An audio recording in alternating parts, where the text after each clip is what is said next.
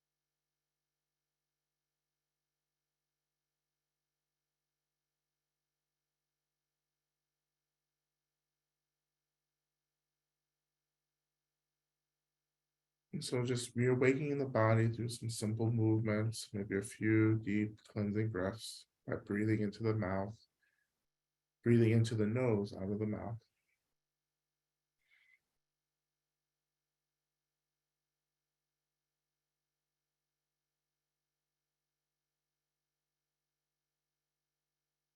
Just releasing in the out breath any fear, anxiety, tension, worry, anything, just let it go in the out breath.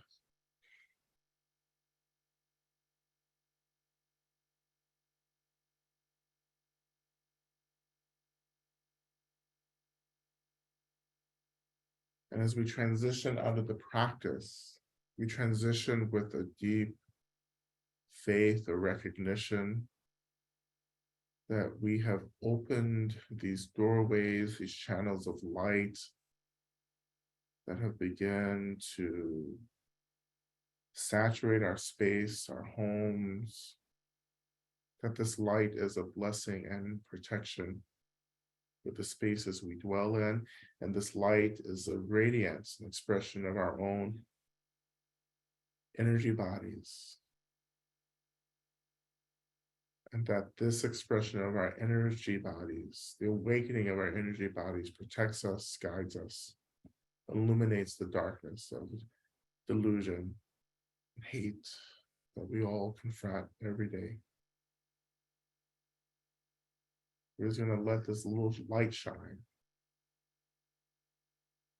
And we can sit in the walk, sit in the light, and let the light hold us. And this is a very powerful protection practice.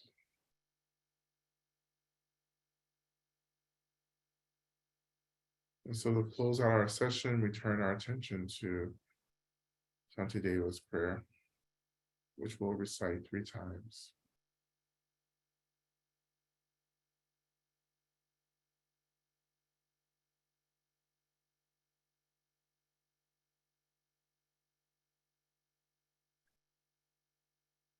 May I be a protector to those without protection, a leader for those who journey, and a boat, a bridge, a passage for those desiring the further shore.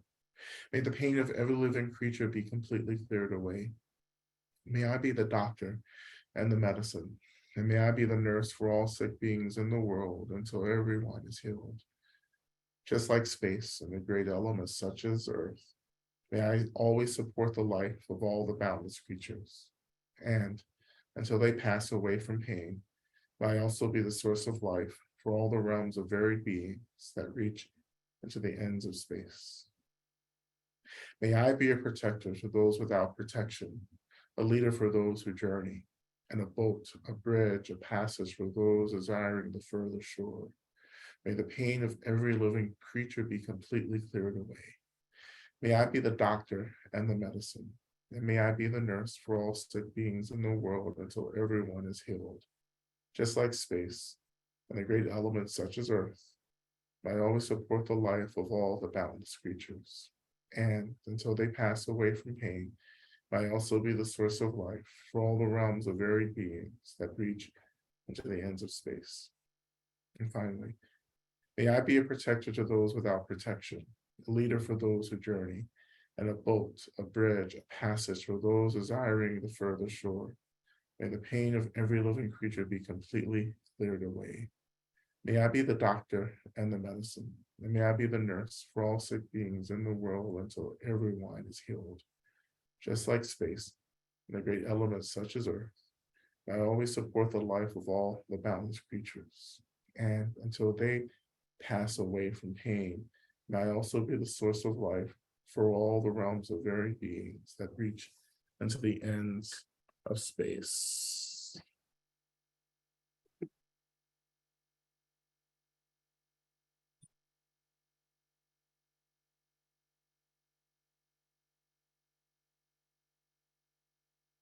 Okay.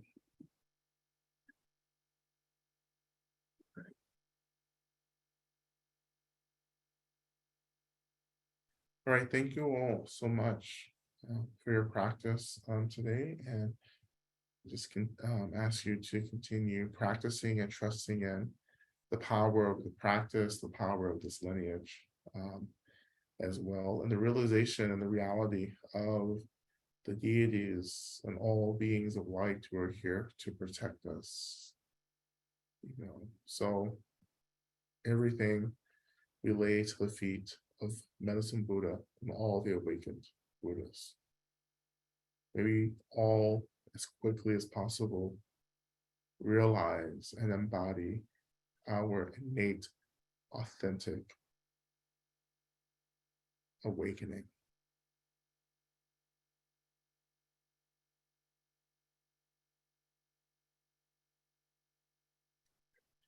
All right, well, thank you so much again. Thank you to Karen and Eric for supporting the technology here. This is a community effort, so thank you all so much, and I hope to see you again in some capacity. All right. Thank you all. Please be well.